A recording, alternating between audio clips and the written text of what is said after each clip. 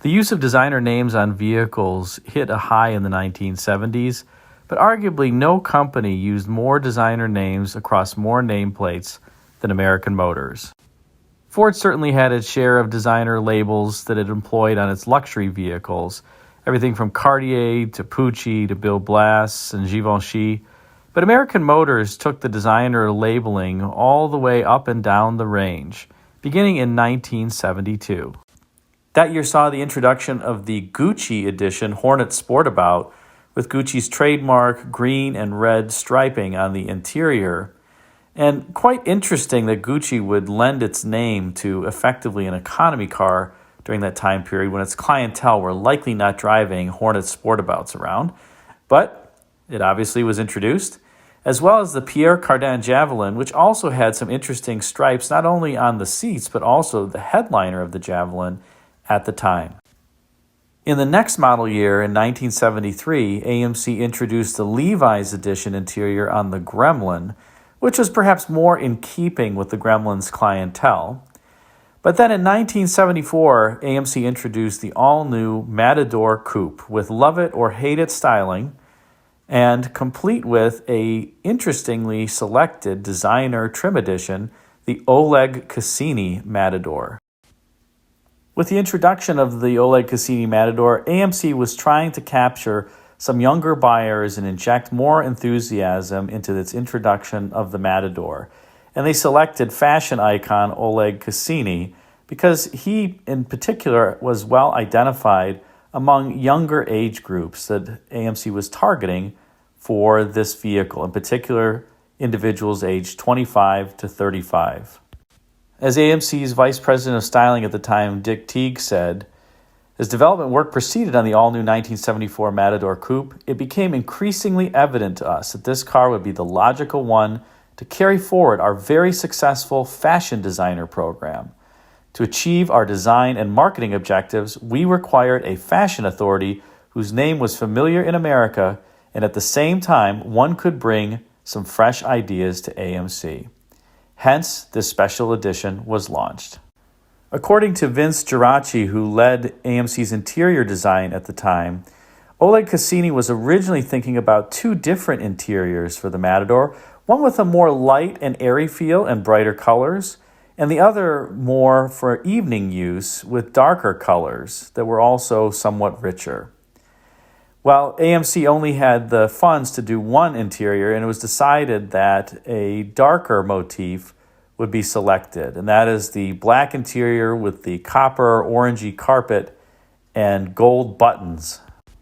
Geraci once recalled that when he first met Cassini, he was wearing a plum-colored shirt that he'd picked out in a store in Toronto, and Cassini noticed it and asked Geraci if he had bought it in Canada. Apparently, Cassini knew that that was one of his shirts, and moreover that that particular color was only available in Canada. Turns out he was correct. In any case, the Oleg Cassini option was available only on the top-tier Matador Brougham Coupe. It was not available to be selected on anything less than that. And there were three exterior colors that were available: black, white, and copper. When someone selected both the white and black versions, there were copper accents that were employed for hood striping and body side moldings. But on copper cars, the accent color was black. For vinyl tops, a customer could pick from the same trio of colors that was included in the option package. The car also came with unique wheel covers, copper accents, particularly most visible around the headlights, and also copper tones in the grille and the Oleg Cassini name displayed on the fenders as well. On the inside, seats were cloaked with black knit nylon upholstery and copper metallic buttons. Each seat was individually reclining, as was pretty typical for AMC at the time. They were quite advanced in having reclining seat backs well beyond their domestic competition. Drivers also overlooked copper-colored instrument dials behind a black steering wheel set in a black instrument panel. And of course, it wouldn't be a 70s-era designer edition without some fancy crests and wreaths and logos. So the Oleg Cassini crest appeared in copper on both the head restraints as well as on the glove box door. AMC even took some unusual steps, changing the headliner of the interior from what was normally a cardboard textured-like material to napped knit nylon fabric in black, and carpeted the trunk area. In other words, this actually was quite a luxurious package for the time and could be had for the mere price of $299.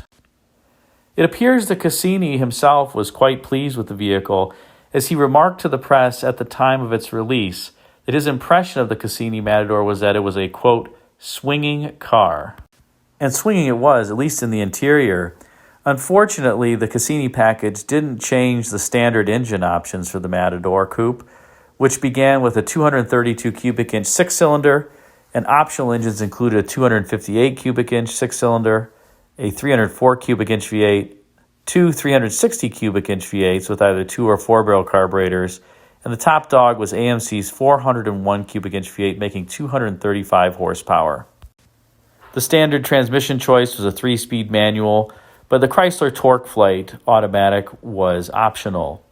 Even things such as power steering and power brakes were optional on the Oleg Cassini Matador, generally optioned that way, but not always. In fact, I once located a very low mileage Oleg Cassini Matador that had the 232-inch six-cylinder engine, had no power steering or power brakes. Needless to say, I unfortunately passed on the car. AMC continued the Oleg Cassini edition for 1975 when only about 1,800 were sold, and for 1976 it dropped the package altogether and superseded it with the Barcelona interior package in both a tan color as well as a burgundy color that was extremely different from, let's say, the more tasteful Oleg Cassini trim option. However, while the Oleg Cassini Matador had such a short run, it's arguably one of the best-looking designer trim editions of the era, and particularly tasteful, especially when you compare it with some of the over-the-top offerings that came from Ford or even the Gucci Hornet Sportabout interior.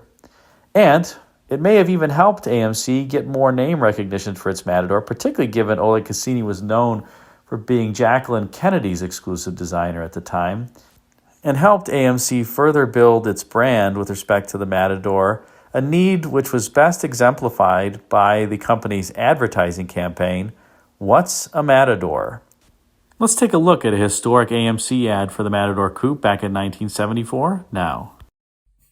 Most car dealers tell you they stand behind what they sell. American Motors dealers let their customers tell you. I know these days you have to be practical about your car, but there's no reason why a company can't make a car that looks good and is also practical. And I really think the Matador does that. I think it's very practical in terms of gas mileage. That and the buyer protection plan sold me on the car. That and the good treatment I got from the dealer. AMC dealers, where you get a good deal and a good deal more.